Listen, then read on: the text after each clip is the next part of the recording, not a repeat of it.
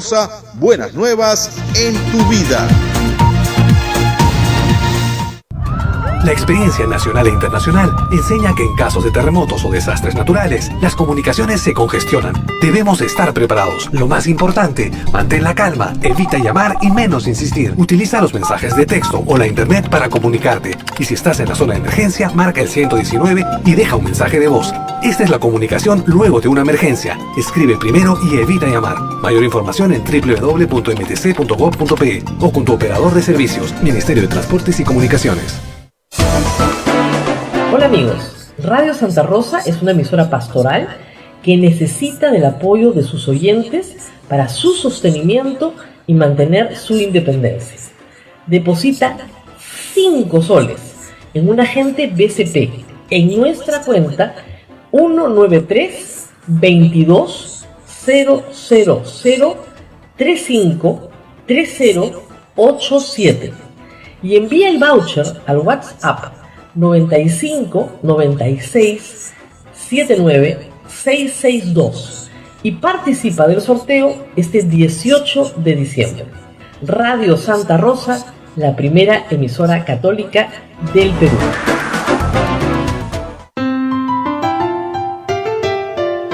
Adviento, tiempo de esperanza, tiempo de preparación, tiempo de Dios y camino de alegría. Os anunciamos el gozo de Adviento, por la tercera llama. La tercera semana de Adviento preanuncia ya la alegría mesiánica, pues ya está cada vez más cerca el día de la venida del Señor. Adviento, cambia, el Señor está cerca.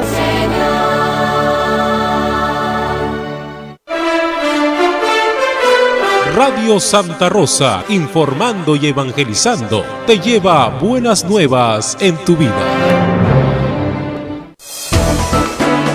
La Sociedad Dominica de Medios de Comunicación, Sodomco, presenta A Pensar Más con Rosa María Palacios.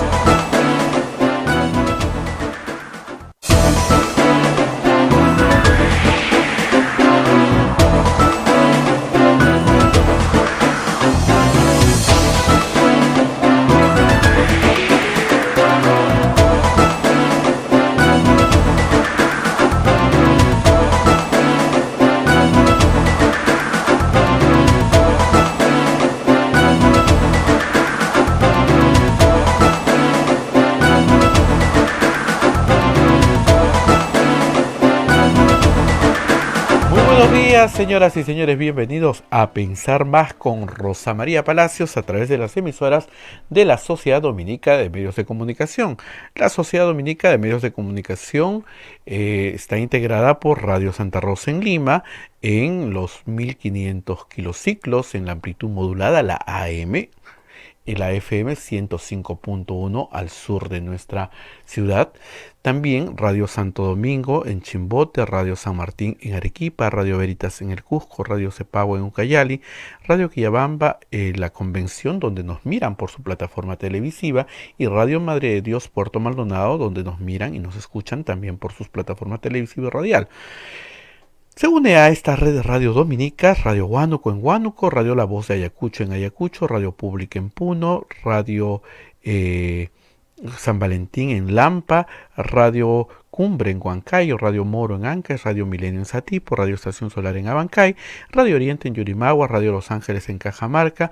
AM Tagua nos pone en podcast en todo el Perú y el mundo. Además tenemos los canales de Sodomco y de Radio Santa Rosa en YouTube. Usted puede entrar, ahí están los programas colgados, y también en la página web de Radio Santa Rosa, www.radiosantarosa.com.pe. 14 de diciembre del año 2020, ya estamos comunicados con Rosa María Palacios, a quien le voy a preguntar qué le dice su bola de cristal para el día de hoy, porque de verdad que hace unos anuncios. Rosa María, ¿cómo estás? Muy buenos días. Muy buenos días, Abel. Anoche me he reído mucho con nuestro público. Muy buenos días a todos los que nos escuchan en Lima, en todo el Perú y en el mundo entero. Se conoció ya a través de RPP el texto de la acusación constitucional que está planteando en realidad el señor Edgar Alarcón como consecuencia de la investigación del caso Richard Swing. Por eso es que tenían que revivir el caso Richard Swing, como dije hace algunos días, y por eso es que el señor Edgar Alarcón no se iba de la comisión a la que había jurado irse. ¿Qué es lo que pasa? Cuando el expresidente Vizcarra anuncia que va a postular al Congreso, ya el plan de vacarlo ya no es suficiente, se tienen que reactivar otras acciones. Y es evidente que una acción que puede desarrollar el Congreso es impedirle ser candidato. Y ustedes dirán, pero ¿cómo es eso posible? Lo inhabilitas para el ejercicio de toda función pública. Y cuando yo lo comenté, estaba revisando la fecha, ha sido el 2 de diciembre, el miércoles 2 de diciembre. Y no es que sea bruja, es que conozco la Constitución y conozco la maldad de los seres humanos. Entonces, tú combinas las dos cosas y sabes más o menos por dónde van a ir. Era evidente que, o sea, el problema de Alarcón con Vizcarra es personal, ¿no? Alarcón culpa al gobierno Kuczynski de haberlo dejado sin ser contralor, cuando todos sabemos que dejó de ser contralor por sus propios defectos, ¿no? Por sus propios defectos y sus propios procesos, además, que todavía están inconclusos. Está acusado constitucionalmente, pero todavía no se le ha juzgado. Entonces, en ese contexto, presumo que él cree que mejora su defensa si destruye a alguien en el camino, ¿no? Y se encargó de destruir a Barrios. Acuérdense ustedes que Alarcón era un hombre que grababa las conversaciones que tenía con el ministro Torne, con el ministro Zavala. Le gustaba grabar para luego extorsionar. Una cosa espantosa, la verdad. Entonces, cuando lo sacan, porque lo saca el Congreso, y al final, bueno, termina saliendo del poder, regresa amparado en UPP, un partido de izquierda, pero absolutamente radical, que tiene como una de sus banderas no solamente la nueva Constitución, sino a un Tauro presidente. Bueno, y este es el señor que se encarga de ejecutar un plan que a él le satisface, me imagino, de alguna manera, pero que también satisface los intereses de otro, y que tenía que pasar por esto porque no había forma de impedir que Vizcarra postule al Congreso. No hay forma. O sea, la ley es bien clara. Se prohíbe al presidente postular a la presidencia, no hay reelección inmediata. Se prohíbe al congresista postular de nuevo al Congreso, no hay reelección inmediata. Se le prohíbe al ministro, que no ha renunciado 6 meses antes, postular a la presidencia o al Congreso. Pero en ninguna parte dice que se le prohíbe a quien ejerce la presidencia postular al Congreso. En ninguna parte, porque nunca ha pasado. Entonces, esto cambia completamente la correlación de fuerzas, puede cambiar la correlación de fuerzas. Apenas Vizcarra comienza a hacer campaña y siendo una figura conocida, puede cambiar completamente la correlación de fuerzas para los próximos 5 años. Con lo cual, ustedes comprenderán que, pues, las cosas cambian completamente. ¿Quién hizo a Vizcarra congresista? El Congreso que lo destituyó. O sea, se la pusieron en bandeja. Lo iban a tener fuera de la política 5 años y esperaban hasta abril. No quisieron esperar, bueno, ahora lo tienen en la política los próximos 5 años sentado en el Congreso. Con posibilidad de ser ministro, con muchas posibilidades. Porque a todos está más o menos claro, parece ser, a pesar de que las encuestas lo ponen todavía muy lejos, de que algo ha levantado Somos Perú con el solo hecho de anunciarlo. Una candidatura que estaba muerta, ahora está en 3, 4%, ¿no es cierto? Y estaba muerta, dependiendo de la encuesta. Así que algo lo ha ayudado. A Salaverry y a él. Entonces, ¿qué propone el señor Edgar Alarcón? No solamente hacer el juicio político que hay que hacer, ahora sí, eso sí es un juicio político, sino que como consecuencia del juicio político se le inhabilite por 10 años en la función pública. Vamos a estar más adelante con Luciano López para hablar de inmunidad parlamentaria y también vamos obviamente a hablar de juicio político para que todos ustedes entiendan el mecanismo. ¿Qué sucede cuando una persona comete un delito en el ejercicio de su función y esa función está en el más alto nivel de la administración pública? Presidente de la República, congresistas, ministros de Estado, miembros de la Corte Suprema. Esas personas tienen derecho a ser acusadas en el Congreso antes de ir al Poder Judicial. Entonces, si contratar a Richard Swing es un delito de función, esta cosa gravísima, según el señor Alarcón, que francamente es un mamarracho, lo era, lo es y lo seguirá siendo. Un contrato de menor cuantía jamás en la vida se ha convertido en una acusación constitucional, pero en fin, bueno. El Congreso tiene que acusar al presidente de la República. Primero, este informe que ha preparado el señor se envía a la subcomisión de acusaciones constitucionales. Esa comisión elabora un informe. Ese informe es votado en la comisión permanente, ¿ok? Esa comisión permanente está compuesta por 20 congresistas que acusan ante el Pleno. Dicen, sí señor, lo que nos han traído tiene mérito. Nosotros vemos aquí que hay mérito para juicio político. Entonces, primero subcomisión de acusaciones constitucionales, luego comisión permanente. Comisión permanente vota, aprueba, acusa ante el Pleno. El presidente de la República se puede defender, obviamente contesta a la subcomisión de acusaciones constitucionales, se defiende presencialmente y con sus abogados en la comisión permanente y se defiende ante el Pleno. También con apoyo de los abogados que considere pertinentes. Entonces, en ese contexto, y una vez que sucede esto, se aprueba la acusación constitucional, que tiene dos partes. Una parte, la estrictamente penal, no se juzga en el Congreso, porque el Congreso no es una entidad de juzgamiento. Se juzga en la Corte Suprema, de frente. Esa acusación va de frente a la Corte Suprema. Y en la Corte Suprema se designa, primero, un fiscal supremo que no puede variar, según la Constitución, las condiciones de la acusación. Esa es la cláusula Alan García. En 1991, el Congreso acusa a Alan García, pero cuando llega a la Fiscalía Suprema, el fiscal desecha casi todos los cargos para salvar a Alan García, porque en ese momento la Fiscalía y el Poder Judicial estaban dominados por el APRA. El Partido Aprista en los 5 años había nombrado el presidente de la República a casi todos los jueces. Entonces era muy fácil controlar. Una historia extensa de eso está en el libro El caso García de Pedro Cateriano. Pero bueno, en la Constitución del 93, como reacción a ese profundo acto de corrupción que era, yo te acuso, pero ya después yo digo no, le quitaron la acusación de enriquecimiento ilícito. Entonces no se le pudo juzgar por esa razón, pero sí por las otras.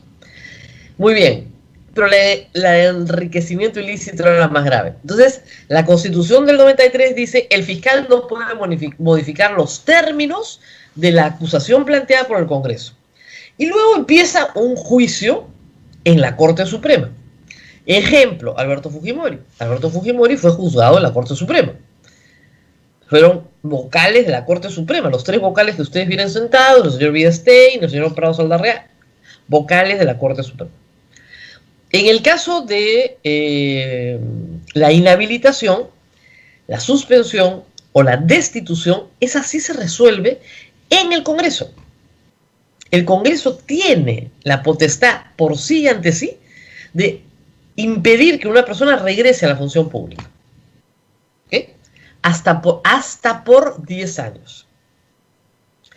Esa destitución y esa inhabilitación a veces se ha discutido en foros internacionales. Por ejemplo, el caso de los 3 vocales del Tribunal Constitucional en la época de Fujimori. Aguirre, Rey, Terry y Delia Reboredo fueron destituidos por el Congreso en un juicio político. Ellos llevaron su caso a la Corte Interamericana de Derechos Humanos y ganaron. Entonces no es tan fácil, pero bueno. En el caso de Martín Vizcarra tendría que ser inhabilitado por el Congreso. Pero acá vienen los problemas numéricos, ¿ok? De acuerdo al reglamento actual del Congreso de la República, en concordancia con determinadas resoluciones del Tribunal Constitucional, se necesitan 87 votos para inhabilitar a algún funcionario de alto nivel en el ejercicio de la función pública por 10 años. 87 votos del Pleno, 2/3 del Pleno. Pero no pueden votar porque han acusado, no pueden ser juez y parte, los miembros de la Comisión Permanente. Entonces, de los 130 votos que ustedes tienen posibles, resten 20. De esos 110, tienen que votar 87 a favor. es bien complicado. Es bien complicado que alcancen esa votación. Si la alcanzan, pero bueno, consiguieron 105 para vacarlo, ¿no? Ahora, yo sí creo que a pesar de que lo paren en el camino, con el tiempo, Martín Vizcarra puede ir a la Corte Interamericana y le van a dar toda la razón. Pero toda la razón. Porque en pleno proceso electoral, que te saquen del camino con una artimaña, viola todos los derechos constitucionales. Y creo también que Martín Vizcarra puede poner una acción de amparo para garantizar su derecho a postular sin ser perturbado por la acción del Congreso. Estamos a 4 meses de las elecciones. Esto es un evento nuevo que se está haciendo a propósito para que no postule.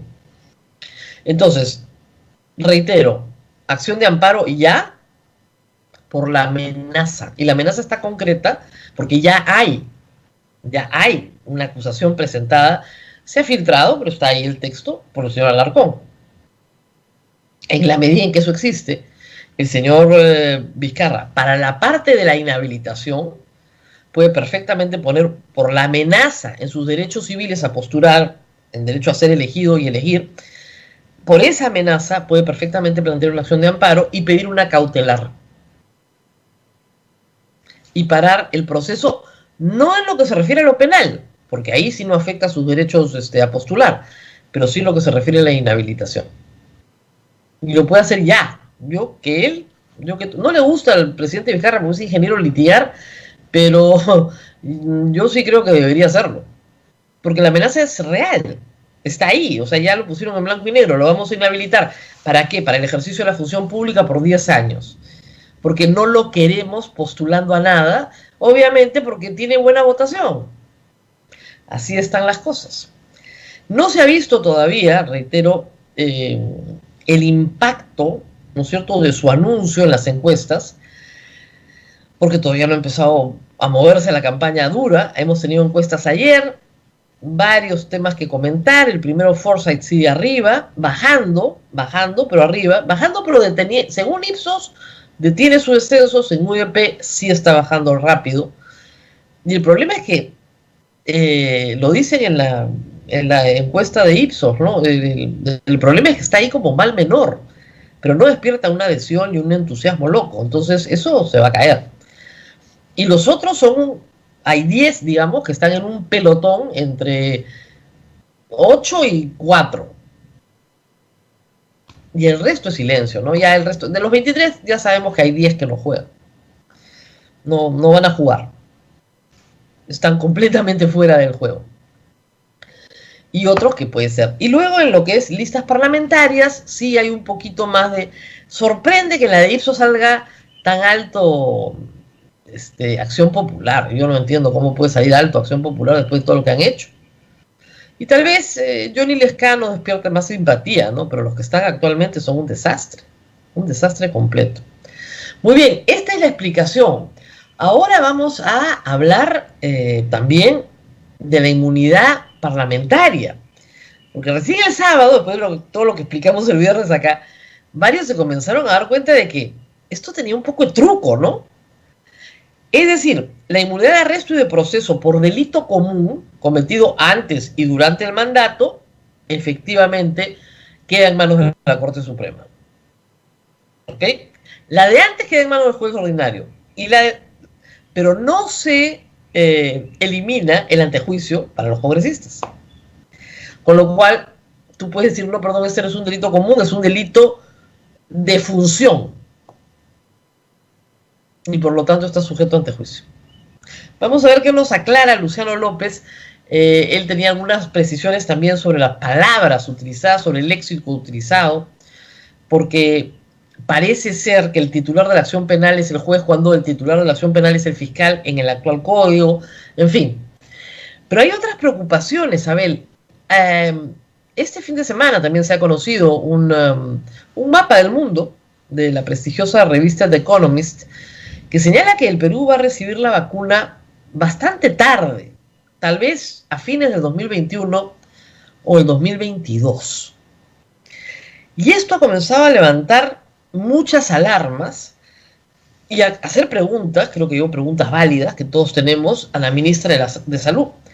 La ministra de Salud ha dicho que no puede dar una fecha exacta y que cree que el primer lote de vacunas llega, los 9 millones que se han comprado a Pfizer, o la primera parte de esos 9 millones, en el primer trimestre del 2021, o sea, 31 de marzo del 2021.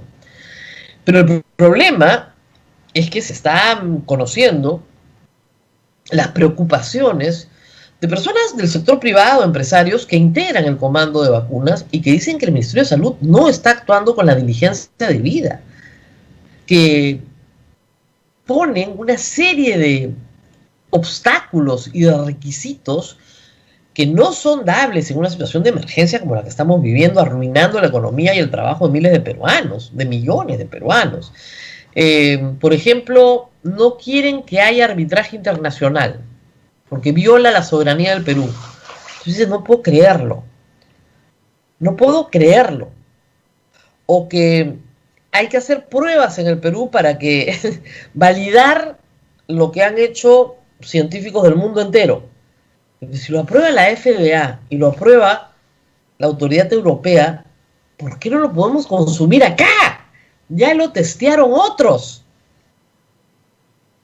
Es bien complicado. Lamentablemente el Ministerio de Salud tiene burócratas muy, muy lentos en materia de buscar el beneficio de los ciudadanos. Y parece que, no sé, a veces tengo la sensación de que esta peste les da control y les da poder. Y sin peste ya no tienen control ni poder. Entonces mantengamos la peste. Es como la historia de un hospital hace poco en que no daban de alta a los pacientes de COVID. Sí, ¿pero por qué? Porque así seguimos teniendo presupuesto. Entonces, mucho cuidado con esto. Yo estoy realmente muy preocupada. Europa está entrando en una vacunación masiva que coincide lamentablemente con el invierno europeo y bueno, todo el hemisferio norte, que es muy crudo y que obliga a la gente a guardarse y a estar en ambientes cerrados. Y por eso la enfermedad se está disparando. En Alemania, me ha hecho una gracia, en Alemania han cerrado los comercios hasta el 10 de enero. ¿Ya? Acá recién los han abierto hace poco y a medias, ¿no? Acá todavía estamos con aforo del 60%, ¿no? Pero en todo caso, sí hay preocupación en Perú en algunas zonas. Piura, estamos recibiendo muchas noticias de Piura preocupantes, a pesar de que ellos también tuvieron lo suyo al principio. En Piura hay preocupación y, por supuesto, viene la Navidad. Ya las normas se han dado, las advertencias están hechas. ¿Cómo vamos a pasar la Navidad? Separados, no nos queda otra. Por Zoom, algunos, yo, por ejemplo, por Zoom con mis padres, no nos queda otra. Hijos, padres, en fin, los que están lejos, los que no han vuelto y no van a volver, porque no quieren volver al Perú hasta que no pase lo peor. Viajar es un riesgo, efectivamente, viajar es un riesgo, no todos lo pueden asumir. Y por otro lado tienes, bueno, que sí, te puedes reunir con la familia con la que vives, ¿no? Y si alguien viene tiene que ponerse, o sea, lo que hay que buscar son patios, terrazas, jardines, espacios abiertos, muy abiertos, con mascarilla y en ese contexto, digamos, no hacer reuniones muy prolongadas. El tiempo es también un factor importante. El tiempo, la ventilación y la mascarilla. Y con esas indicaciones podemos cuidarnos. Quiero agradecer, antes de que pasemos a otro tema también, al ministro de Educación. No sé si te enteraste, Isabel, han dado una serie de disposiciones para quinto medio, ¿no? Así es. Pero disposiciones que son valiosas, porque es sus certificados de notas, cuándo se los van a dar, porque los necesitan antes. Las facilidades para postular a la universidad y sus graduaciones. Entonces, han autorizado, ¿qué es lo lógico? O sea, si tú autorizas un centro comercial con 60% de aforo, ¿por qué no vas a autorizar en un parque con mascarilla una ceremonia simbólica de graduación que no dure más de una hora, hora y media? A veces sin los padres, ¿no? Solo los chicos se toman su foto, ya está. Si el director está en el grupo de riesgo, bueno, no va el director, ¿no? Va una persona que no esté en el grupo de riesgo y que pueda dirigir la ceremonia, hacer algo simbólico, sencillo, que se pueda hacer. Sin riesgo para nadie o con un riesgo pues mínimo, ¿no es cierto? Es muy difícil que le puedas pedir prueba molecular a todo el colegio, ¿no? Y es difícil saber si sirve para algo o no, además, porque se puede contagiar en el camino. Pero en general, si lo haces con la debida distancia, sin abrazarse, ¿no? Sin besarse, sin abrazarse. Acuérdense que la saliva es la que contagia, ¿no es cierto? Las gotículas, con mascarilla, en un sitio abierto, y no por mucho tiempo, una ceremonia corta, ¿no? No estas ceremonias de 4 horas, no, una cosa muy sencilla, se puede hacer, y le agradezco al ministro que haya tenido la sensatez de autorizarlo, porque de esa manera, por lo menos un cierre, ¿no? Es extraño haber ido al colegio toda tu vida y que en el quinto de media nunca existió y que nunca hubo un cierre, ni simbólico, ni nada, ¿no? Entonces, sí, me alegro mucho que haya sucedido, la verdad que sí. Muy bien, vamos a entrar a transmitir ya con, veo que hay movimientos en mi cámara, vamos a entrar a transmitir ya con Luciano López, Abel. Un momentito, Rosita, en un momentito vamos a conectarnos con el doctor Luciano López.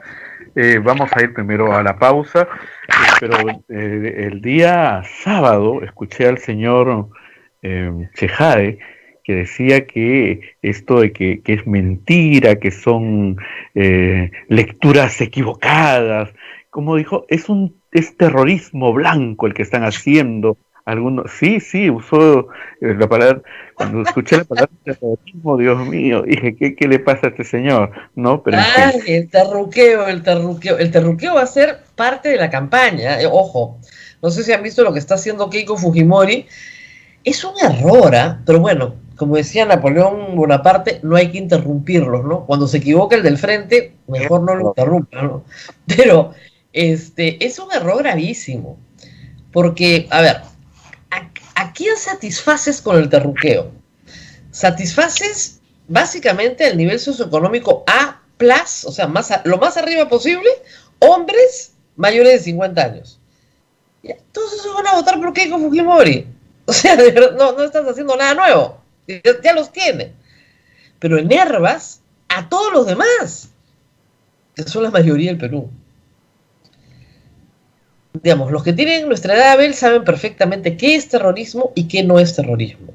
¿Qué cosa es el Partido Comunista? ¿Qué cosa es el socialismo? Y las diferencias que hay entre las dos. Hay diferencias importantes, ¿no es cierto? ¿Qué partidos políticos consideran que las armas son la vía para alcanzar el poder? ¿Y qué partidos políticos democráticos, aun cuando sus convicciones económicas sean de izquierda, no consideran que las armas sean la vía para tomar el poder? O sea, hay diferencias bien grandes, profundas. Y tú no puedes meter a todos tus adversarios en el mismo saco y terruquearlos a todos, porque es ridículo. Porque la gente no es estúpida. Tratan a los peruanos como si fueran estúpidos. Y lo único que generas es una enorme irritación. Porque dices, ¿por qué nos tratan como imbéciles? O sea, de verdad, o sea, ¿por qué estos políticos creen que no entendemos la diferencia, ¿no es cierto?, entre un partido socialdemócrata o un partido socialista pero democrático que un partido comunista como el PS Sendero Luminoso? O sea, hay una gran diferencia, una grandísima diferencia, enorme. Para empezar, los del PS Sendero Luminoso mataban a los que creían en la democracia dentro del socialismo, los asesinaban. Para empezar, o sea, empecemos por el principio. O sea, ¿quiénes son las víctimas del Sendero Luminoso en el Ande peruano? Gente de izquierda. ¿Por qué? Porque los consideraban unos revisionistas burgueses, entonces había que matarlos. Pero jamás una persona socialista que considera que la democracia es la vía para llegar al poder va a aceptar que la vía de la violencia y las armas es la vía para llegar al poder. No, nunca, no es ni remotamente lo mismo. Pero no entiendo, o sea, ni siquiera se toman la molestia de hilar fino. o de hacer docencia política. Lo que hacen eso es terrorismo blanco, para ya usar las palabras de Chejade. Eso es terrorismo blanco, es confundir a la población y decir, mira, ya vienen los terroristas. No, ya la gente no es estúpida, la verdad, francamente, y nos tratan como estúpidos, y eso molesta muchísimo. Y contra eso, más bien, la población se molesta. No creo que les vaya a resultar. Muy bien, Abel, vamos a hacer la pausa, como te decía, y regresamos. Hoy día va a haber eclipse solar, no sabía. No sé si en este lado del planeta, pero hoy se registrará último eclipse solar del año. Muy bien. Nos vamos a la pausa y volvemos. Volvemos.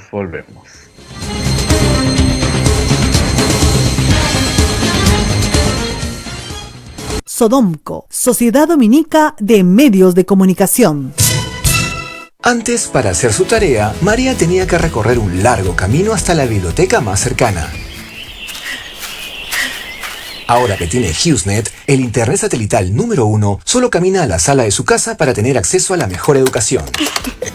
HughesNet te ofrece planes desde 20 megas, Wi-Fi incorporado y más datos para estar siempre conectado. Visita internetsatelital.com.pe y recibe el primer mes gratis. HughesNet, el internet satelital que llega donde otros no llegan. Aplican términos y condiciones. Hola amigos, Radio Santa Rosa es una emisora pastoral que necesita del apoyo de sus oyentes para su sostenimiento y mantener su independencia. Deposita 5 soles en un agente BCP en nuestra cuenta 193 22 000 35 3087 y envía el voucher al WhatsApp 95 96 79 662 y participa del sorteo este 18 de diciembre. Radio Santa Rosa, la primera emisora católica del Perú. Sodomco, Sociedad Dominica de Medios de Comunicación.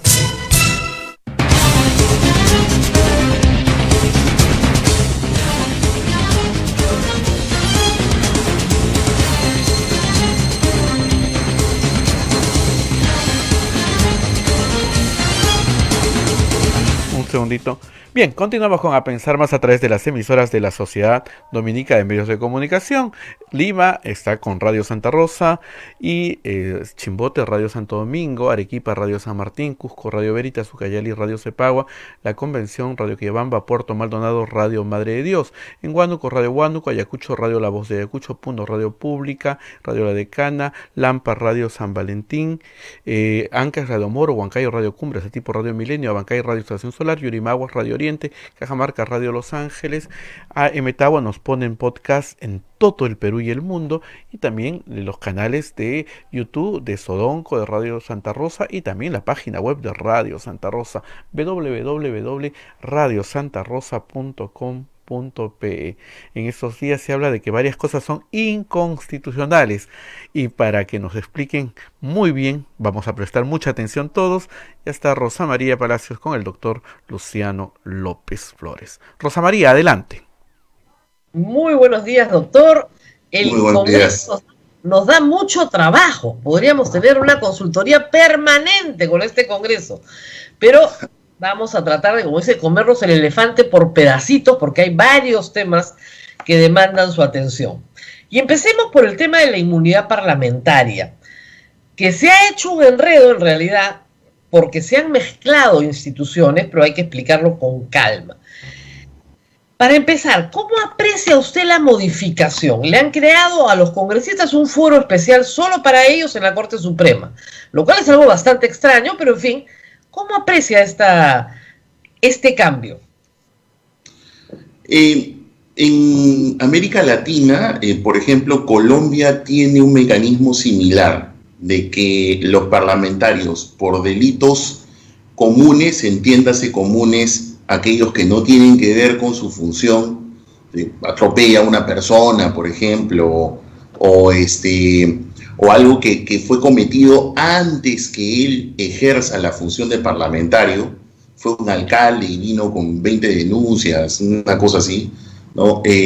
Para el caso de los delitos comunes, por ejemplo, en Colombia, ellos tienen un fuero especial, dice que solamente lo ve la Corte Suprema, como una manera quizá de amortiguar, porque Colombia es uno de los pocos países en América Latina que sus parlamentarios no tienen esta figura de la protección por comisión de delitos comunes llamada inmunidad, ¿no? Porque hay otro tipo de protección de delitos que vamos a ver después más adelante. Exacto. Pero lo cierto es que Colombia en la Constitución del 91, ¿no?, eliminó esa figura para sus parlamentarios, pero como contrapeso les dio ese fuero, justamente como para que si fuera una denuncia maliciosa, fuera un proceso pues que en realidad es fruto de una venganza o algo por el estilo, entonces la Corte Suprema, que es la máxima instancia, con un mayor criterio, jueces de mayor experiencia, de mayor trayectoria, entonces puedan verificar si realmente está frente a una denuncia o inoficiosa, o si tienes en realidad algo que tenga fundamento, que tenga carne, por decirlo de alguna manera, ¿no? Ahora, la primera por ahí es la figura, claro, ¿no? Ahora, la primera crítica a esto es: la Corte Suprema no tiene experiencia juzgando a atropellos, ¿no? Homicidios simples. No es su rol, ¿no? En el modelo peruano hoy, mira, Rosa María, perdón la interrupción, porque ahí hay un problema técnico bastante serio. Parece que fuera un juego de palabras, pero no lo es. La Constitución del 93 se redactó cuando estaba en vigencia en ese tiempo un viejo código de procedimientos penales que, para que la gente lo entienda, es la ley que te regula cómo se hacen los juicios penales en el Perú, más o menos para decirlo simple. Nosotros hemos tenido una ley de procedimientos penales muy antigua, desde 1940. Aquí en el Perú comenzó a cambiarse con un nuevo código que a estas alturas del partido ya no es tan nuevo porque tiene más de 10 años. Lo que pasa es que se ha ido entrando en vigencia progresivamente. Prácticamente está en vigencia en todo el Perú, así que los amigos de Tacna, de Piura, que a lo mejor no se escuchan, saben que allí en sus regiones esta norma está vigente. En el único lugar donde no está vigente es en Lima y en Lima Sur, porque en Lima Norte y en el Callao, por ejemplo, sí está vigente. En Lima Este entiendo que no todavía. Pero todos los demás sitios, o sea, de aquí a Pucusana, en Chilca, ya está vigente. O sea, entonces, ¿cuál es la diferencia? Bueno, la diferencia es que el antiguo código usaba una palabrita que se llama procesamiento. Y el código, y la Constitución del 93 está redactada cuando evidentemente pues no existía el nuevo código, que cambia toda esta forma de hacer procedimiento. Para que la gente lo entienda, con el antiguo código, la investigación de un delito estaba partida en dos. Una parte, la inicial, se encargaba el fiscal, y una segunda parte, que tenía un nombre que se llamaba instrucción, se encargaba el juez. El procesamiento implica esas dos partes. En el nuevo código, la palabra procesamiento no existe. Y no existe por una simplísima razón, porque el juez ya no investiga, el juez solo juzga y sentencia. Entonces, han puesto una palabrita que dice: el procesamiento estará a cargo de la Corte Suprema. Ahí va a haber una confusión, porque el procesamiento debería estar a cargo del fiscal supremo. Y está a cargo del fiscal, Rosa María, porque claro, el fiscal en el nuevo código se llama investigación preparatoria, y está compuesta de la diligencia preliminar, que es la primera etapa, y la segunda, que se llama continuación de la investigación preparatoria. Eso es el procesamiento. Entonces, los abogados de un congresista, por un delito común, si esta norma entrase en vigencia, lo que van a decir: un ratito, no puede ser desviado del procedimiento preestablecido por ley. ¿Qué es eso? Que tú no me puedes desviar del procedimiento que a mi cliente le corresponde. Y la Constitución, como dice que es procesamiento, tiene que modificarse ahora las normas para que la Corte Suprema procese una parte de la investigación. ¡Qué locura! O sea, definitivamente tiene un defecto técnico bastante severo que haría que tenga que dictarse una modificación en el nuevo código para procesar exclusivamente a los congresistas. No, no, sí, no, porque, bueno, yo decía, pues yo al señor Chejaya no le encargaría la redacción del acta de junta de propietario del edificio, porque hasta en eso se equivoca, hasta en el uso de las palabras, pero bueno. Sí. Pero en el tema de fondo, lo que pidió la comisión de alto nivel fue, señor, obviamente si los congresistas cometen delitos tienen que ser juzgados. Nuestra discusión es quién levanta la inmunidad, el Congreso, donde todos se protegen, o alguien ajeno al Congreso como la Corte Suprema. Esa opción era la Corte Suprema. Esto ha tenido enormes resistencias, pero el punto es este. Es verdad, en el tema de fondo, es verdad que los congresistas pueden ser perseguidos judicialmente. Es decir, la política en el Perú se ha judicializado, qué duda cabe. Sí, claro. En eso los apristas eran expertos. O sea, no me gustas tú, te mando al Poder Judicial. Pedro Cateriano puede contar todos los juicios que le abrieron los apristas. Porque utilizan el Poder Judicial como un mecanismo de venganza política. Miremos a Vizcarra. En un momento vamos a hablar de eso. Pero también es cierto que los congresistas cometen delitos. Antes y durante. Claro. Ahora, esos delitos antes, ¿no es cierto?, y durante, pueden ser delitos de función o delitos comunes. Si yo era ministro y después soy congresista, cometí un delito siendo ministro, eso es un delito de función. Me corresponde antejuicio. Si soy congresista y cometo un delito en la función, me corresponde antejuicio. Ahora, vamos a ir despacio. ¿Qué cosa es la función? Por ejemplo, Luciana León vende su voto, ¿no?, a cambio de traficar influencias para un alcalde. Hasta donde yo sé, no la están procesando con antejuicio. No, sí, está con antejuicio. Sí, está con antejuicio. Ok. Sí, está con antejuicio. Pero digamos, ¿qué cosa es función y qué cosa no es función? Muchas veces ha habido una duda sobre eso. Sí, la jurisprudencia del Tribunal Constitucional, ya hay varios fallos sobre el particular. Hay uno muy conocido que es del año 2009. Lo que ha dicho el tribunal, que me parece útil, sí que vamos a usarlo, dice, delito funcional es cuando para poder cometer el delito, ojo, para poder cometer la conducta ilícita, es indispensable que el congresista use sus poderes congresales. Por ejemplo, en el caso de Luciana León, esa presunta organización, ese presunto delito que le atribuyen, no hubiese sido posible, nadie lo hubiera contratado, por decirlo de alguna manera, si ella no era congresista, pues porque ella, con su función congresal, era la que abría las puertas del Ministerio de Economía para pedir citas, gestionar en la Comisión de Presupuesto, al menos según la tesis fiscal, ¿no? O, por ejemplo, el caso del ex congresista Vieira, que, por ejemplo, usó su cargo congresal para traficar una licencia de pesca, al menos es la tesis fiscal, ¿no? Presuntamente traficar una licencia de pesca a favor de su primo, según salió en un reportaje periodístico y luego se hizo pues la denuncia correspondiente, etc. Entonces, en esos casos se le llama delito de función porque usas la función congresal, es indispensable. Pero, por ejemplo, el extinto congresista Mamani se sube a un avión, hace un tocamiento indebido, el tocamiento indebido no tiene nada que ver con la función congresal. Así es, lo podía hacer. Pero él no usaba su función congresal para generar un tocamiento indebido, ¿no?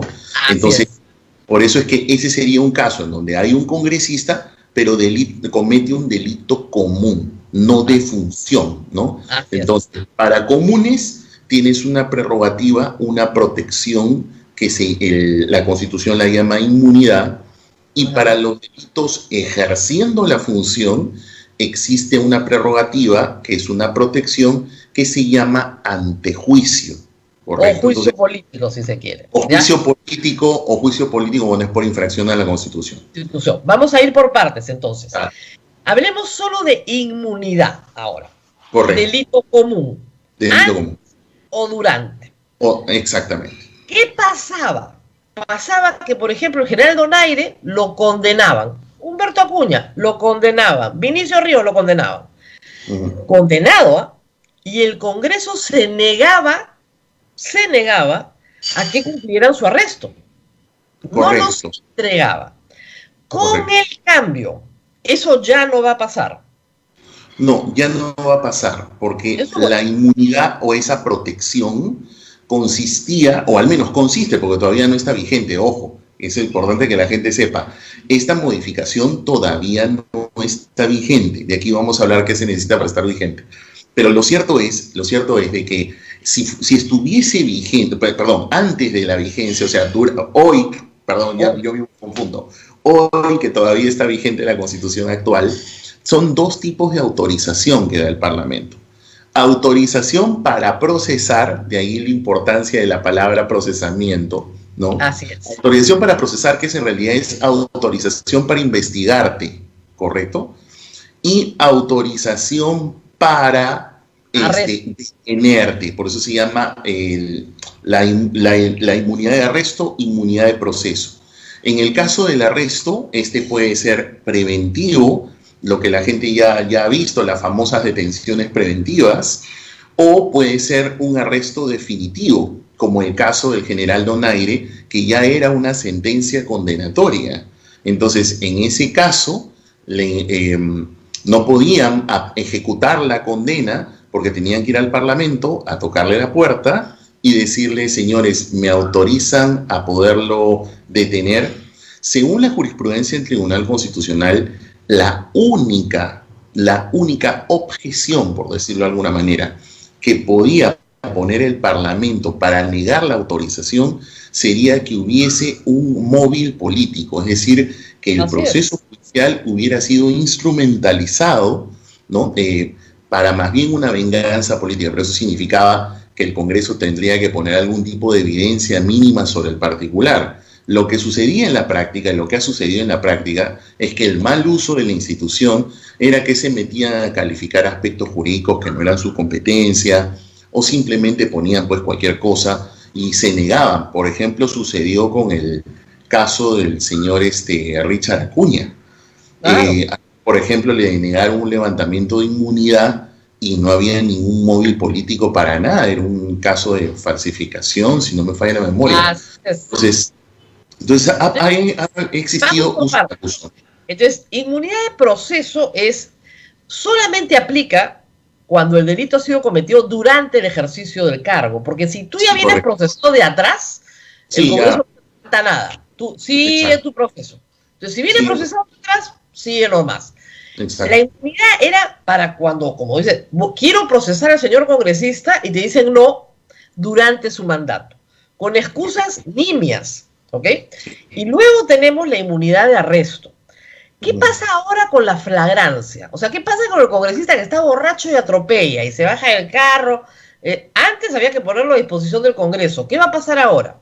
Nada, no, simplemente se le detiene, se le procesa. Puede ser que hasta un juez le dicte una prisión preventiva y no hay que tocarle la puerta para nada al Parlamento. Lo que sí es que si entra en vigencia, el único que podría dictar la prisión preventiva sería la Corte Suprema. Exactamente. ¿Usted alguna vez en su vida ha visto a una Corte Suprema dictando prisiones preventivas? Bueno, salvo los casos de corrupción de funcionarios de los altos niveles, ¿no? Alto nivel. Estás hablando o el caso Fujimori, o jueces supremos, por ejemplo, Inostroza está haciendo tanto la investigación preparatoria la lleva a cabo la Fiscalía Suprema, las medidas limitativas como detenciones preventivas o lo que fuera, lo está dictando un juez de investigación de investigación preparatoria supremo. En el caso de Luciana León, lo mismo. En el caso de Luciana León, por ejemplo, quien autorizó los allanamientos de su casa fue un juez de la investigación preparatoria supremo, ¿no? Por el nivel, ¿no? Claro, esos ya son delitos de función, ahí vamos a hacer la discusión. Pero más o menos podría usarse, ¿no? Como referencia. Está borracho, ¿no es cierto? Atropella, se baja borracho, le pega al policía, se resiste, un escándalo, ¿no? Lo más común que hay. Muy bien. Por eso lo tiene que juzgar la Corte Suprema. La Corte Suprema. ¿No? Es cosa de loco, porque diferente pues un delito de función donde hay un robo al país, ¿no? Pero en fin, entonces queda claro que con lo que viene, porque no, le digo, de la redacción del texto, no queda claro que se haya suprimido la inmunidad de arresto. O sea, es por omisión, ¿no? Dice que hay inmunidad de votos, inmunidad de opiniones, etcétera, pero no dice nada más. Entonces, por sustracción de las materias, o sea, ya no está en la Constitución, presumimos que así va a funcionar. Sí, es que tendría que entenderse así. Lo que pasa es que las prerrogativas o protecciones son de tres tipos en realidad. La protección por votos y opiniones, que siempre la tradición constitucional del Perú y de las democracias modernas del mundo siempre ha sido irresponsable. O sea, sobre eso no debe haber responsabilidad, porque si no el parlamentario, ¿cómo ejerce su función? Entonces esa es la primera prerrogativa. La segunda prerrogativa es la que hemos conversado, es decir, por delito común. Y la tercera prerrogativa es por el llamado delito funcional. En el Perú tenemos las tres, ¿no? Entonces, una, no hay problema. La segunda ya no aparece, ¿no? La segunda ya no aparece. Entonces, como ya no aparece, al menos debiera entenderse que ya no existe. Lo que ha pasado es que le han creado, sí, un fuero especial en la Corte Suprema para estos delitos comunes. Entiendo, no he leído el predictamen, el dictamen, la fundamentación, pero un poco por conocimiento de algunas constituciones en América Latina, yo recuerdo que eso lo tiene la Constitución de Colombia, si no me falla la memoria. Pero ojo, solo, en teoría, solo para delitos comunes efectuados en el ejercicio de la función. Sí, delitos correcto. Comunes que vienen anteriores, que terminan en condena, viene la policía y se lo lleva. Exactamente. Viene la policía, ya Donaire, entonces no tienen ninguna protección. Claro, eso debiera tener sí una contrapartida, y ahí viene un problema de estar legislando por partes, ¿no? Porque te olvidas de las relaciones sistémicas que pueda tener una norma, ¿no? Porque, por ejemplo, uno de los defectos que tiene la Constitución del 93 es que no ha dicho nada respecto a cómo así un funcionario público que recibe una sanción, sea por un juez penal o sea por algún órgano de cierto nivel, como por ejemplo el Parlamento, o puede seguir ejerciendo la función pública. Por ejemplo, es el caso del señor Humberto Acuña. El caso Humberto Acuña no tiene nada que ver con la inmunidad, por si acaso, ¿eh? O sea, el señor Acuña, como muy bien lo explicabas, ya venía siendo procesado, ha sido condenado. No había que pedirle al Parlamento inmunidad de arresto, porque su condena no es efectiva, pero su condena tiene un detalle sumamente importante.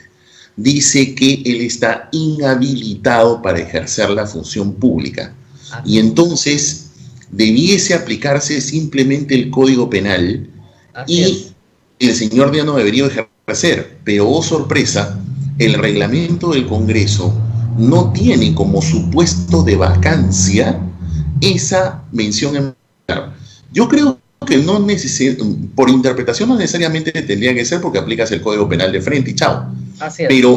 Pero los vacíos son aprovechados muchas veces en política, y como la Constitución no dice nada sobre el particular, y creo que sí debería decirlo, el reglamento del Congreso tampoco dice nada sobre el particular, y ahora, por ejemplo, esta modificación al menos podría haber aprovechado también la oportunidad para decir, ¿no?, si entonces los delitos cometidos con anterioridad no tienen ningún tipo de protección y los ve cualquier juez común, etcétera, entonces también al menos debería aprovechar para decir que esas sentencias, ¿no?, porque deberían ejecutarse y punto, porque en realidad, Rosa María, a mí me parece un escándalo que cualquier funcionario público, no solamente un congresista, cualquier funcionario público que tenga una condena, sea del nivel que fuere, no puede ejercer una función pública. Pues, ¿cómo va un funcionario público tener una condena a cuestas? O sea que sea sin prisión efectiva o lo que fuera, no puede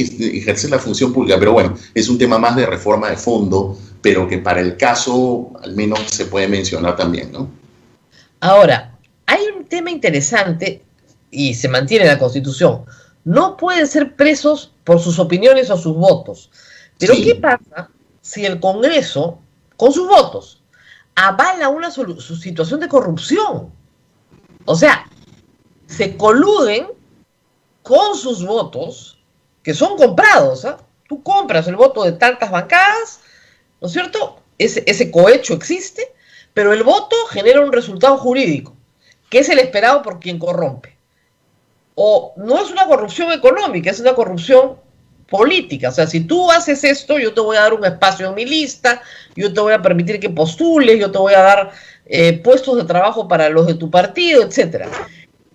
¿No habría que pensar en una reforma más integral de las opiniones y sobre todo los votos? Porque cuando el voto está ligado a un acto de corrupción, ese voto está viciado. Y sería un acto delictivo, además en estricto, ¿no? Claro. O sea, si es un... lo que sucede es que entiendo que en esas situaciones, si existe la evidencia de ello, tendría que activarse todo el aparato fiscal, y luego judicial, y que luego requiera una condena para tener alguna consecuencia con relación a esa decisión. Es una figura un tanto compleja, sin duda. Podría ser susceptible de pensarla, pero definitivamente estamos hablando de un espacio, otra vez una reforma, ¿no? Creo que este Congreso no es para pensar nada de eso. No, yo lo sé, pero digamos, estoy pensando en los 105 congresistas que participaron en un acto de conspiración y sedición. ¿No? El día de mañana, 130 congresistas, golpe de Estado. Ya, chao. No nos gusta el presidente. Y la Constitución dice que con 87 lo vacamos. Acá estamos los 87, vamos a poner uno de los nuestros. Pues, un golpe de Estado clásico, pero utilizando un mecanismo parlamentario. Que es inconcebible que 87 congresistas, digamos, supongamos, y elegimos a un presidente, ese presidente no tiene mayoría en el Congreso, no le gusta el Congreso, 87 congresistas deciden que ahora ellos van a poner su presidente. Eso es un acto de sedición. Pero el problema es que, ¿cómo los procesas? Sí, pues por eso es que creo que definitivamente el Tribunal Constitucional perdió, bueno, al menos por los 4 votos en mayoría, perdió una oportunidad histórica para responder una pregunta como la que legítimamente estás haciendo. O sea, justamente el hecho de que exista una causal tan laxa, tan indeterminada, que un órgano como el Sistema Interamericano, la Comisión Interamericana de Derechos Humanos, ya había dicho en un comunicado del 11 de noviembre, oye, eso que ustedes tienen así laxo rompe el equilibrio de poderes. Entonces, con mayor razón empujaba que el Tribunal Constitucional tenga que responder y contemplar figuras como estas, porque si tienes una figura tan laxa y tú reúnes simplemente los votos, entonces se puede dar una situación como la que ya hemos vivido y como que lógicamente estás planteando sobre la mesa.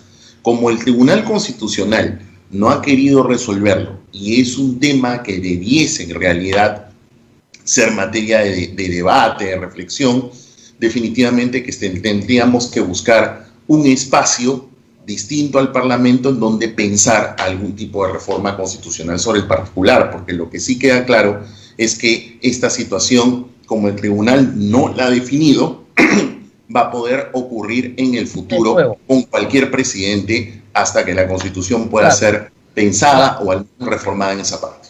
Yo creo que por el momento las personas que han participado en estos actos tienen que ser juzgadas por el momento, pero vamos a ver, lo están ofreciendo algunos candidatos, vamos a ver qué pasa. Ahora, vamos al juicio político. Nos interesa mucho justamente por el caso de Vizcarra. Ahora resulta que el señor Alarcón ha decidido para meses de las elecciones, ¿no? O sea, digamos, un amparo con una cautelar lo ganas, creo yo, porque esto es un escándalo. Pero el juicio político está pensado en la inhabilitación, destitución o suspensión del funcionario de alto nivel por el propio Congreso y normalmente va de la mano en el mismo acto del antejuicio para que esa persona, si el Congreso lo considera necesario, sea juzgada en el Poder Judicial, también en la Corte Suprema. Ojo, en el antejuicio da de frente a la Corte Suprema. Ese derecho no ha sido suspendido. Y lo que dicen los congresistas es, bueno, no ha sido suspendido porque lo tienen los ministros, lo tienen los jueces de la Corte Suprema, lo tiene el presidente, ¿por qué no lo vamos a tener nosotros? ¿No es cierto? Entonces, ¿cómo explicar esto? Bueno, a ver, como decíamos hace un momento, los congresistas tienen 3 prerrogativas o 3 protecciones, ¿no? Ya mencionamos que es la de votos y decisión y deliberaciones, tienes la de delitos comunes y tienes también la protección por delitos funcionales. Ya señalamos que un delito funcional es ese ilícito que indispensablemente para cometerlo necesitas usar tu función congresal. Entonces, caso respecto a esta situación, puede ser que un congresista, efectivamente, él, los ministros de Estado, el presidente de la República, bueno, una vez que termine sus funciones, los fiscales supremos, los jueces supremos, el Contralor General, el Defensor del Pueblo, los magistrados del Tribunal Constitucional, los miembros de la Junta Nacional de Justicia, mira cuántos, ya son como 9 los que he contado. Todos estos funcionarios tienen esa prerrogativa, todos ellos tienen esa prerrogativa. Esta prerrogativa, concretamente, en el caso de los congresistas, para poner las cosas en su dimensión real, además, hay que tomar en cuenta que al menos cuando Vizcarra estaba en el poder y Vizcarra proponía reformas sobre el particular, nunca planteó una reforma con relación a los delitos funcionales. Si recuerdas, él no solamente no planteó eso, la comisión de alto nivel tampoco la pensó, o sea, ahí está el informe, solamente planteó inmunidad nada más, no tocó el tema de los delitos funcionales, y es una cuestión que queda ahí también dando bote y pensando. Operativamente hablando, lo que tú has dicho sí es correcto. Un congresista o cualquiera de estos funcionarios puede cometer delitos e incluso determinadas conductas pueden ser delitos e infracciones constitucionales. Para que la gente lo pueda tener más o menos en la memoria, voy a citar un caso que fue muy sonado y que les va a venir a la memoria inmediatamente. El caso de Kenji Fujimori con la famosa vacancia de PPK. Cuando luego se descubrió que en realidad era fruto de una negociación, ¿no? Entonces a Kenji le formularon una denuncia constitucional por las dos cosas, por comisión de delito y por infracción constitucional. La infracción constitucional es la que viene anexa, si el Congreso te lo impone, la Constitución autoriza que el Congreso además te puede inhabilitar para ejercer cualquier función pública hasta por el plazo de 10 años. Entonces, ¿qué pasó? Esa denuncia se procesa de esta manera. La denuncia constitucional ingresa a la Subcomisión de Acusaciones Constitucionales, de allí sale un informe, ese va a la Comisión Permanente. Si la Comisión Permanente la acepta, entonces formula acusación ante el Pleno, ahí se defienden, y si viene por las dos, que es lo que pasó con Kenji y que parece que es lo que quieren hacer con el señor Vizcarra, ¿no? Entonces tienen que haber dos votaciones distintas. Claro. Una votación por la comisión de delitos, porque su quórum es menor, o sea, perdón, el peso de la votación es menor, es mayoría simple. Mayoría simple, así es. Excluyendo a los de la comisión permanente, es mayoría simple. Ajá. Y en el caso de infracción constitucional, excluyendo a la comisión permanente, es mayoría calificada. Claro. Con Kenji, ¿qué pasó? Se logró la primera votación, es decir, por antejuicio, es decir, comisión de delito, y por eso a Kenji se le suspendió en el cargo y pasó inmediatamente a la Fiscalía y luego al Poder Judicial. Pero no se lograron los votos para infracción constitucional y por consecuencia inhabilitarlo. Eso es más o menos el camino que seguiría si es que este informe de la Comisión de Fiscalización se aprueba primero en la Comisión y luego es aprobado en el Pleno, porque eso todavía tiene que ir al Pleno. Lógico, si el pero Pleno lo aprueba, eso es lo que podría pasar. Claro, pero tiene un camino largo, o sea, vas a subcomisión de constitucionales, se hace el informe. Ahora, van a correr como locos para tratar de que... Rosa María, si me permite rápidamente, con Kenji fue en 37 días. Claro, pues. Por eso van a correr como locos. Ahora, sí. Igual yo creo que no hay los votos en el caso de Vizcarra. Y mira, Kenji no era un enemigo político, ¿no? Pero en fin, su hermana ordenó que lo mataran y lo mandaron a matar.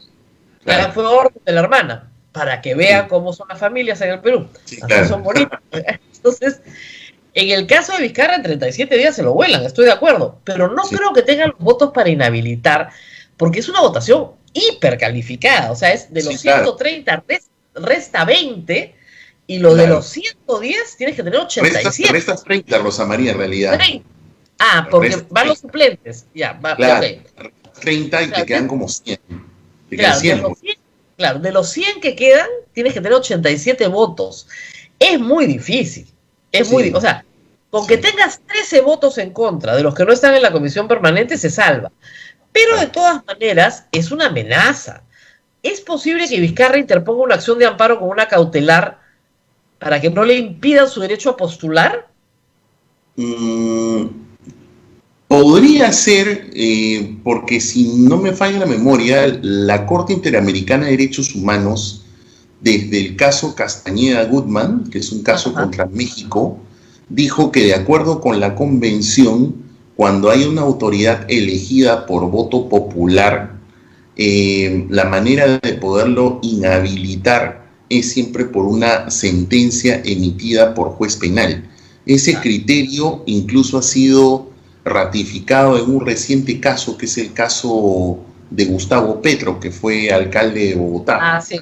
Quizá por allí pueda invocar alguno de estos fallos y ver si a lo mejor podría recurrir a un amparo. Podría ser, yo lo veo un poco difícil, pero podría ser, o sea, al menos que podría usar estos criterios de la Corte Interamericana, podría ser que los use, porque en buena cuenta, claro, lo que tendría como contrapartida es que la función que está ejerciendo el Congreso cuando hace juicio político es una suerte de función jurisdiccional. Eso también lo ha señalado el tribunal, y hay algunos tratadistas como Héctor Fixamudio, este jurista mexicano tan prestigioso, que también señala que en América Latina hay algunos países como México, Perú, que su juicio político le da unas facultades jurisdiccionales al Parlamento. Pero es un caso difícil, pero al menos por ahí podría generar alguna cuestión. Bueno, pero es clarísimo que es persecución política, ¿no? Si el señor no abría la boca y decía yo no voy a ir al Congreso, nadie se hubiera ocupado de él. O sea, como no se han ocupado de Ollantumala, ni de Alan García, ni de Alejandro Toledo. O sea, ningún expresidente ha tenido inhabilitación, salvo Alberto Fujimori, nadie más. Entonces, claro, con casos más probados, ¿no? Entonces, tú dices, no, acá hay una persecución política. Y el caso de Kenji Fujimori es para todos claro que fue una persecución política ordenada por su propia hermana, o sea, sin discusión. Lo que quería su hermana era que su padre no salga de la cárcel, en fin, tenía otra agenda y tenía que, digamos, dispararle lo más rápido y lo más fuerte que pudiera. Pero así es. Ahora, el problema que tenemos todavía con las inmunidades es que la percepción que hay del público en general es que hay una situación de injusticia permanente. Que estos privilegios, digamos, no son los privilegios que tienen el resto de los mortales. Y que estas diferencias, al final, lo único que hacen es terminar favoreciendo delincuentes. ¿Cómo cambiar esa percepción? Yo no creo que esta reforma vaya a cambiar del todo esa percepción. No, para nada, porque otra vez se está haciendo por parches, sin mirar cuál es el meollo del asunto. El meollo del asunto, Rosa María, tiene que ver con cómo mejorar la representación parlamentaria. O sea, esa es la madre del cordero, esa es la raíz del asunto. El problema es que la verdad, los parlamentos, que aquí creo que como tienen visiones cortoplacistas, intereses de grupo. Mira, la Comisión de Alto Nivel, por ejemplo, planteó una salida. Esta salida es la de las elecciones primarias generales. Sin embargo, el Congreso disuelto aprobó la modificación, pero haciendo unas primarias entre los propios militantes. Ya, pues no seas malo, ¿no? O sea, y encima ni siquiera van a votar todos, como se acaba de ver. Y además ha mantenido las elecciones por delegados, que las elecciones por delegados es otro engaño, muchachos. Entonces, el Parlamento que se nos avecina en el 2021 va a ser tan malo como este. O sea, va a ser tan peor como el que tenemos hoy o como el que hemos tenido con el disuelto, porque el problema está abajo. Si es que existiesen unas elecciones primarias abiertas, generales, en donde tú, yo y todos los ciudadanos de este país vamos a votar a los partidos por quienes consideramos que pueden ser nuestros representantes, entonces allí vamos a lograr dos cosas. Primero, que realmente los candidatos van a tener una mayor legitimidad. Lo segundo es que rompes pues una serie de compañerismos, de señalar a dedo quién es quién o quién compra el puesto, porque eso es en realidad lo que al final pasa. Entonces, pero como eso no está implementado o no se quiso implementar, que es la verdad, entonces lastimosamente seguimos en este rollo. El problema de la representación no va a mejorar. Por ejemplo, el señor Vizcarra, independientemente de las cuestiones evidentes que estás mencionando, pero por ejemplo, él ha anunciado que va a postular, pero probablemente va a pasar algo similar con lo que pasó con Urresti. Va a generar, o sea, va a jalar un montón de votos para ese partido y veto a saber qué cosa es lo que ingrese. O sea, hoy en día en realidad estamos todos esperanzados a que los partidos puedan hacer su mejor esfuerzo en llevar mejores personas, pero ya hemos visto que eso no es así. Entonces, lo que vemos es que vamos a tener un Congreso peor, ¿no? Claro, pero el problema es que no entienden, yo no creo que ya lo entiendan, a estas alturas sí entienden. El congresista no tiene iniciativa de gasto, o sea, no tienes que ser una bestia, ¿no? O sea, eso lo entiende cualquiera, por Dios. O sea, usted, señor, no puede ni crear ni aumentar gasto. Ya, todo lo demás puede hacer, no puede ni crear ni aumentar gasto. 2, usted no puede modificar contratos por ley, no puede. Todo lo que hacen es lo que la Constitución les prohíbe expresamente. Es para volverse. Es terrible. Y obligan Rosa María, a pensar otra vez en una reforma constitucional de qué tipo. Quizá colocar en la Constitución entonces este candado. En el artículo 79, los congresistas están prohibidos, ¿no?, de iniciativas de gasto público, y que se coloque algo por el estilo. Si pese a ello se plantea una iniciativa de gasto público, la observación del presidente es vinculante y no cabe reconsideración. Claro. O sea, obligan a tener que pensar en una reforma como esa, porque lo contrario, por insistencia, te llevan el asunto. Yo pondría algo peor. O sea, en caso de aprobarse, los congresistas responderán con su patrimonio personal por los gastos ocasionados al Estado. O sea, de verdad, a ver, paguen pues. Es de locos. Está prohibido y lo hacen. O sea, hacen cosas manifiestamente prohibidas. Por ejemplo, hoy día quieren aprobar una ley aprobando remuneraciones mínimas vitales. Eso está establecido en un artículo de la Constitución, que se hace en otro espacio. No se hace en el espacio legislativo, con artículo expreso de la Constitución. Entonces, les da lo mismo. ¿Qué haces con un Congreso que simple y llanamente se siente en la Constitución sistemáticamente? Sí, pero lo del gas es la locura también. Todo es sistemático. O sea, le dicen, señor, usted está prohibido de hacer eso. Yo entiendo que hay gente que efectivamente ignora, porque siempre hay. Pero la mayoría a estas alturas ya sabe que no lo puede hacer, pero persisten en hacer lo que está prohibido hacer. ¿Qué se hace contra un Congreso completamente díscolo en materia constitucional? Lo único que nos quedaría es exigirle a los futuros candidatos entonces que tengan un compromiso de iniciar denuncias constitucionales contra todos estos parlamentarios que están haciendo tremendo daño al país. No quedaría otra alternativa, porque en realidad, si te das cuenta, que es un tanto lo que tú estás planteando, ¿no? ¿Qué pasa si es que, si bien hay una inmunidad de voto y opinión, ¿no? ¿Qué pasa cuando con el ejercicio de ese voto y opinión tú dictas una serie, por ejemplo, de leyes que son manifiestamente inconstitucionales, eran tremendos descalabros fiscales como el del famoso de la ONP, o muchos de los que están dictando ahora? Quizá por allí, porque hoy en día lamentablemente estamos, la verdad, indefensos, porque no tenemos mayor herramienta herramienta legal de dónde jalar. Lo único que quedaría es una figura como esta, las famosas acciones de inconstitucionalidad que no tienen medidas cautelares, quizá por ahí pensar en algún tipo de amparo, como si es que es reglamentada la ley de la ONP, por ahí se podría hacer algo, pero estamos así a salto de mata, o sea, pensando como malabarista chino, pensar cómo hacemos para poder equilibrar los desequilibrios que nos generan estos parlamentarios. Nadie escribe una constitución en el presupuesto de que los congresistas la van a cumplir siempre. Exactamente. Más bien ahora habría que pensarla si es que hubiese un espacio de reforma, habría que pensar justamente cosas como esta, como por lo que te estaba comentando, colocar una cláusula en la Constitución que diga que en materia económica la observación del presidente vincula y que no cabe insistencia, con lo cual entonces ya no puede promulgar absolutamente nada, ¿no? Y que además genera responsabilidad. Entonces ya ahí como que se parece a la cláusula de la Constitución de 1933 que prohibía la reelección, ¿no? Es una cláusula terrible, porque no solamente prohibía la reelección, leía la Constitución, sino que prohibía que se propusiera siquiera en el Parlamento, bajo sanción penal para quien la propusiera. Era draconiana, o sea, no solamente no, sino que no la puedes proponer, y si alguien la propone, va preso.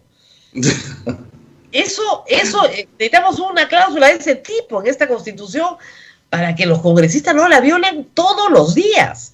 Pero no, sí, es una cosa realmente escandalosa, realmente escandalosa. Es la violación constante de lo básico, ¿no?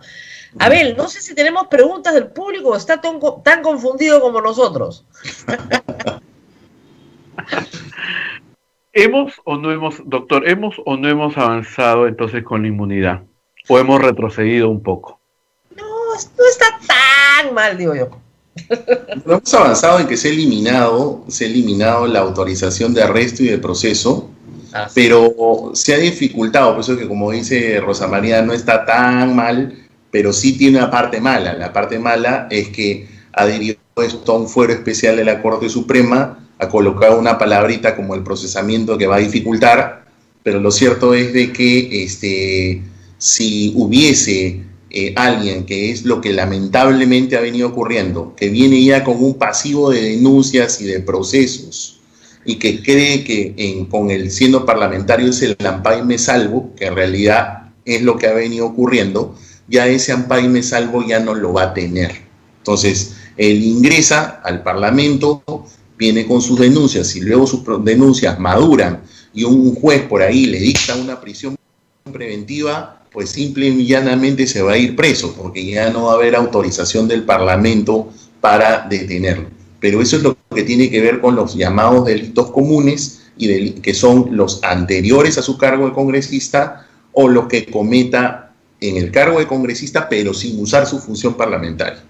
Los que cometan ejerciendo su función, que son básicamente los delitos de corrupción, sobre esos, ejerciendo su cargo de congresista, a eso no se ha tocado absolutamente nada porque eso tiene otra prerrogativa. Esta modificación no ha tocado esa parte. Así es. Y como ha dicho el doctor Luciano López, cuando eres Kenji Fujimori, 37 días. Pero cuando eres Chávarri y Nostroza, ¿no?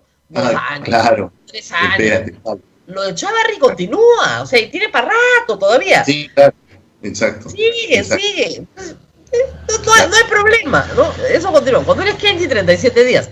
Lo cual se ve claramente la intencionalidad política, ¿no? No hay discusión. Así es. Abel, ¿alguna otra pregunta? ¿Se podrá acusar a los congresistas por difamación?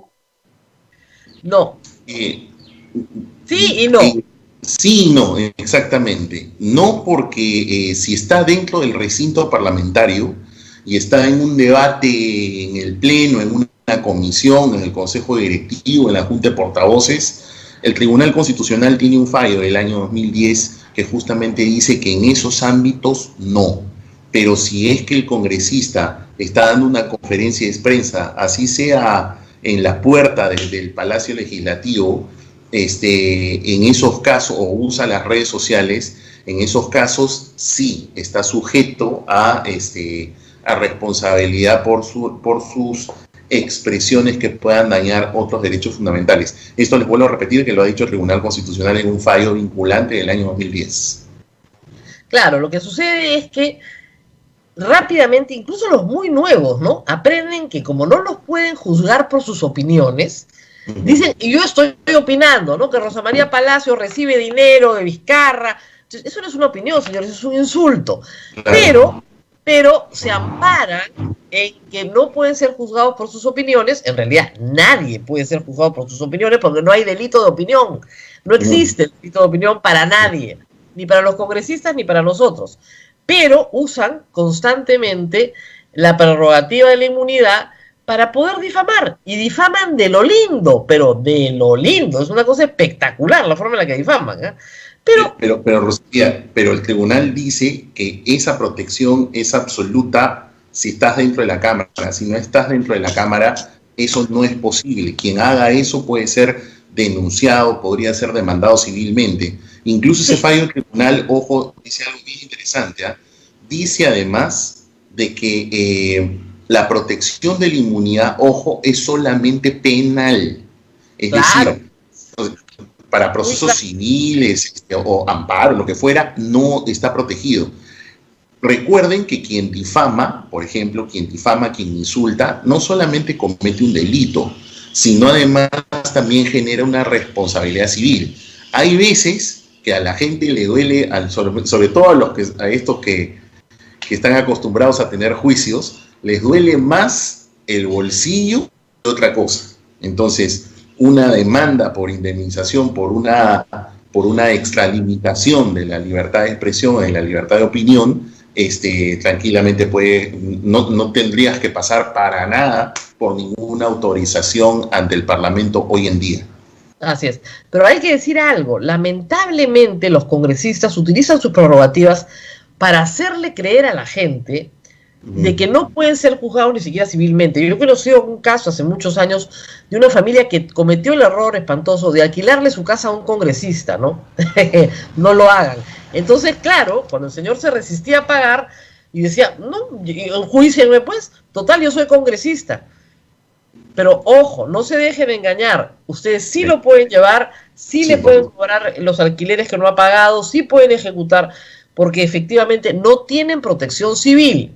O sea, un congresista que no paga alimentos sí tiene que responder, ojo, ¿okay? La madre de los niños perfectamente le puede embargar sus remuneraciones porque sí tiene que responder. No es verdad que están libres de todo, no, ojo. Y incluso en un atropello hay reparación civil, tiene que pagar todos los gastos, exactamente igual que cualquier persona, sin pasar por ninguna Corte Suprema ni por ningún sitio adicional. Muy bien, doctor.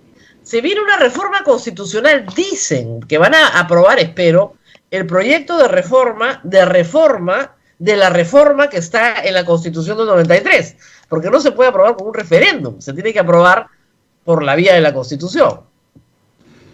Se refiere al proyecto multipartidario, ¿no? Está optando por un mecanismo que se planteó en el año 2001 de la Comisión de Estudios de Bases para la Reforma Constitucional.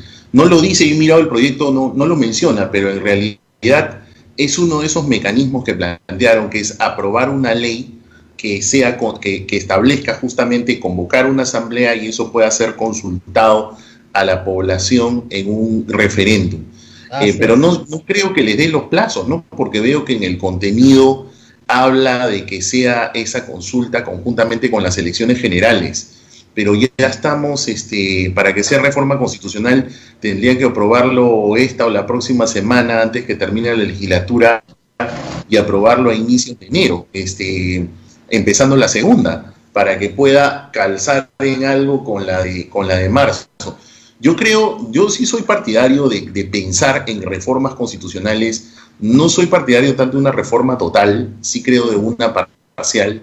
Sí creo que fuera del Parlamento, yo no le encargaría nada ni a ni a ningún Parlamento. Pero yo creo que eso es un diálogo. Creo que eso requiere un proceso de diálogo, de ir conversando entre todos cómo hacerlo. No creo que deba ser tan precipitado, pero sí creo que deberíamos hacerlo porque lo contrario va a pasar algo, al menos en mi opinión. Creo que o extremistas radicales de izquierda o extremistas radicales de derecha nos van a terminar haciendo una reforma y ahí sí creo que, perdóname la expresión, sonamos todos. Yo creo que sí es, quienes pensamos en alguna perspectiva de centro, sí creo que deberíamos atrevernos a dialogar sobre la necesidad que al menos este quinquenio nos ha demostrado que requiere la Constitución hacer reformas urgentes, sobre todo en toda la estructura del Estado. No, en la estructura del Estado, de acuerdo. Lo que quiere la izquierda es capturar el capítulo económico para tener iniciativa de gasto, para constitucionalizar la iniciativa de gasto y eliminar... Más bien en el capítulo económico, más bien donde si alguna reforma cabe, es para poner candados. No es para poner candados. Y quizá sí creo para establecer algunos principios constitucionales para que el Estado tenga políticas de formalización de la economía. Pero meterle la mano al capítulo económico para abrir la actividad empresarial del Estado, etcétera, yo eso no lo creo. Yo creo que sí, en el capítulo económico, no, en serio, yo sí pienso que solamente dos cosas, a lo mucho. Candados, por el tema de la iniciativa de gasto. Creo que sí es necesario que Indecopi sea un órgano constitucional autónomo, ¿no? Con ciertas funciones judiciales, porque es indispensable. Y tres, creo que sí deberían haber unos principios para formalizar la economía. Antes de la pandemia estábamos en 70%, ahora después de la pandemia creo que estamos en 80%. Claro, pero lo que pasa es que nosotros somos uno de los pocos países del mundo, por nuestra gran informalidad, que tenemos el Pacta Sunt Servanda constitucionalizado. Y eso es lo que ha permitido el gran desarrollo económico del Perú. Eso y el retiro de la empresa pública. Esos dos pilares de la reforma, digamos, económica del Perú, el contrato es ley entre las partes, o sea, tú te comprometes y nadie puede cambiar eso, salvo tú mismo. Claro. Esos son los enemigos de la izquierda peruana, esos son los grandes... Yo al menos yo en eso estoy de acuerdo, como te digo. Para mí, lo único que debería, por último, pensarse son esas tres cosas. Indecopi, órgano constitucional autónomo, candados para que no hagan estos descalabros que hay con el gasto público, y tercero, principios constitucionales de formalización de la economía. Pero todo lo demás yo no lo tocaría. Creo que son partes que no debemos regresar al pasado. Y toda la estructura del Estado, título cuarto, título quinto, a desarmarlo todo y volverlo a armar. O sea, eso definitivamente no puede seguir así, no puede seguir así. Pero sí creo que estas reformas deben ser fuera de cualquier parlamento. O sea, no debe estar dentro de un parlamento. Muy bien, nos tenemos que despedir. Muchísimas gracias a Luciano López por ayudarnos a aclarar este enredo, que sí, un poco enredado, pero ya veremos qué pasa. Y, Abel, nos vamos despidiendo también. Sí, Rosa María, muchísimas gracias al doctor Luciano López. Gonzalo, gracias a ustedes, muchísimas gracias. Gracias, doctor. ¿Recomendarían al expresidente Vizcarra, conociendo este Parlamento, tomar las medidas precautorias, o le puede pasar como le pasó con la vacancia, que él se confió en la segunda y no hizo nada y ya vemos los resultados? ¿Le recomendarían? Preguntan aquí. La amenaza existe, ¿ah? Sí, claro. Y es cuestión que piense qué es lo que puede hacer. Total, ya él se mandó a decir de que quería ser congresista. Probablemente también, bueno, al menos es lo que yo creo, ¿no? Yo creo que él tiene una estrategia judicial paralela, porque hay una serie de cosas de las que indudablemente él tiene que rendir muchísimas explicaciones y todos necesitamos también que las explique. Pero si era parte de su estrategia judicial decir entonces que era parlamentario, bueno, ahí se abrió un flanco del cual ahora tiene que asumir una serie de consecuencias y también tomar ciertas previsiones, pero ya son cosas de su defensa, ¿no? Tiene que hablar con su abogado, eso el doctor López, que es un abogado éticamente correcto, porque uno no puede meterse, a ver, les explico al público, uno puede opinar así en general, pero no puedes meterte en la defensa de una persona particular sin que te hayan invitado. Sí, claro. Se ve mal. Sobre todo para un abogado en ejercicio como... No, porque yo no soy una abogada en ejercicio, yo soy... ¿Cómo es, Abel? Una abogada cachinera. Pero de una universidad licenciada. Yo sí fui a una licenciada, por si acaso. Pero por si acaso. No, muy gracioso. Muy bien, gracias, doctor, por estar con nosotros. Gracias, Rosa María, como siempre, por la invitación. Un gran abrazo, buen inicio de semana. Gracias. Nos vemos. Y a ver, nosotros también nos vamos despidiendo, pero antes de irnos, agradecer a todas las personas que han comprado nuestra rifa. Hasta el miércoles. Hasta el miércoles seguimos vendiendo rifas. Les agradecemos a todos los amigos en Twitter que me ponen, ya compré. Mil gracias, porque de esto vive la radio, no vive de ninguna prebenda, ni de la dictadura vizcarrista, ni de la plata que nos manda el Estado, que no lo hemos visto jamás. Vive del público, vive del apoyo de la gente que nos escucha. Así que gracias, pero seguimos vendiendo rifas hasta el día 18. Así que están ahí los banners, ¿no, Abel? Están poniendo todo. Sí, Julio está poniendo. Hasta el día miércoles es la venta, el 18 es el sorteo. Y luego, si hay demoras en algunas cositas, ténganos paciencia. Así es. Bien, Rosa María, nos vamos hasta mañana con otro programa. ¿Qué novedades nos deparará el día de hoy? Porque cada día es totalmente... Los plenos del Congreso, como dije en Twitter, son unos concursos de ¿cuántas normas inconstitucionales aprobamos hoy? Rompen marcas todos los días, son normas inconstitucionales. Entonces, simplemente no les da la gana de obedecer la Constitución. Ya están en franca y total rebeldía. Aprueban cualquier cosa. Todo se les va a caer, o sea, a todas las personas que crean que van a recibir algo de este Congreso, que no los engañen, Esto se cae todito en el Tribunal Constitucional porque es un desastre.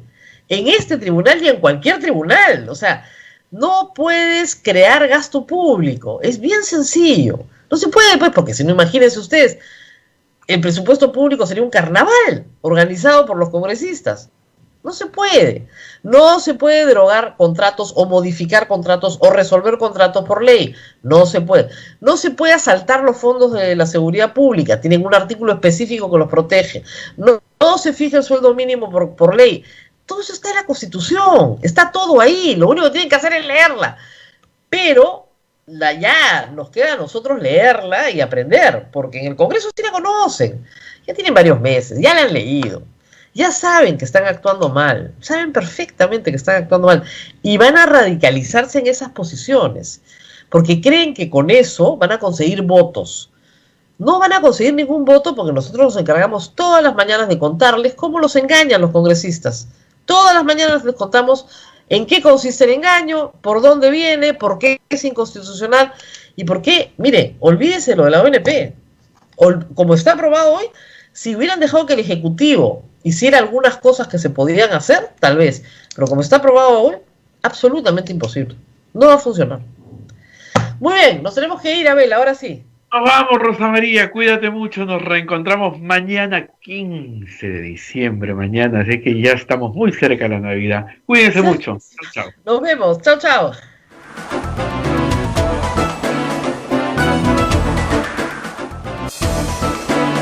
Hasta aquí, A Pensar Más con Rosa María Palacios. Este programa fue producido por la Sociedad Dominica de Medios de Comunicación, Sodomco.